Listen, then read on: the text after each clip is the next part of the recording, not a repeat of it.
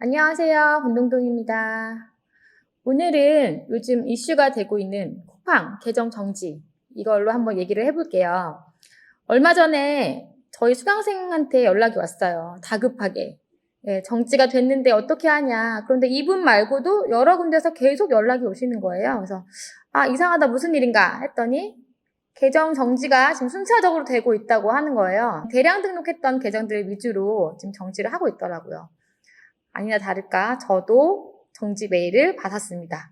일단 저는 정지 메일을 받았고 개선 요청서를 보내고 하루 만에 정지를 풀었어요. 이런 얘기를 조금 해볼까 합니다. 일단 저희가 통상적으로 쿠팡에서 지식재산권에 대해서 연락이 오면 제품만 지우고 그냥 삭제하고 계속 업무를 보시죠.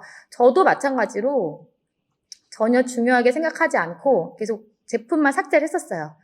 그런데 이게 쌓이다 보니 정지가 된 것 같고, 이렇게 메일을 받아서 간단하게 쿠팡한테 메일을 보냈어요. 저는 대량 등록을 하던 사람이었고 초보라 잘 몰랐다. 상품을 지웠고 지금은 전혀 대량 등록을 하지 않고 있다.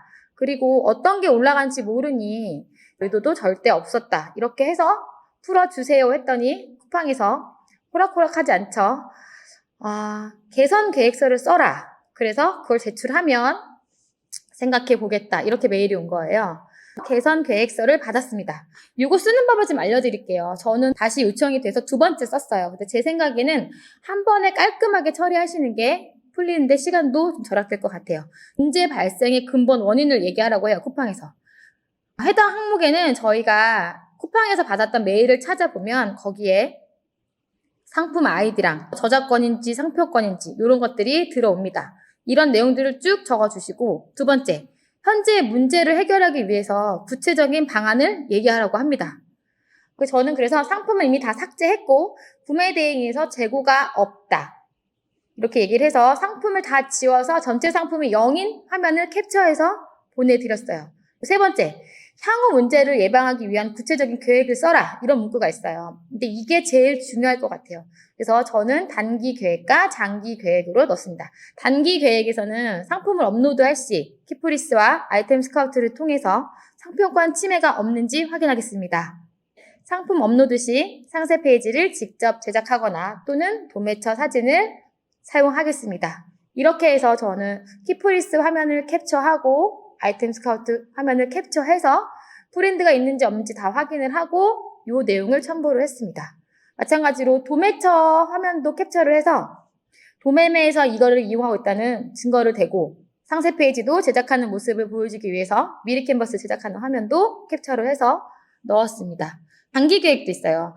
장기 계획은 지식재산권 관련 교육을 수료해서 지식재산권 침해를 정확하게 인지하고 침해가 없도록 주의하겠다는 문구를 넣고 교육도 받았어요. 10시간짜리 강의고요. 이 강의를 수강한 다음에 캡처를 떠서 첨부를 했습니다. 마지막에 서명을 하시고 첨부를 하시면 풀어주시는데 저는 이틀 만에 됐어요. 근데 지금은 한 달을 딱 기간을 잡고 한 달 후에 연락을 하라고 해요. 그러면 대표님들은 한 달 동안 이 서류를 준비하셨다가 날짜에 맞춰서 첨부를 하시면 좋을 것 같아요. 하는 서류가 굉장히 복잡해요. 꼼꼼하게 하셔야 되고. 제가 만들어 놓은 자료가 있으니 댓글에 이메일 주소 남겨주시면 일일이 다 보내드릴게요.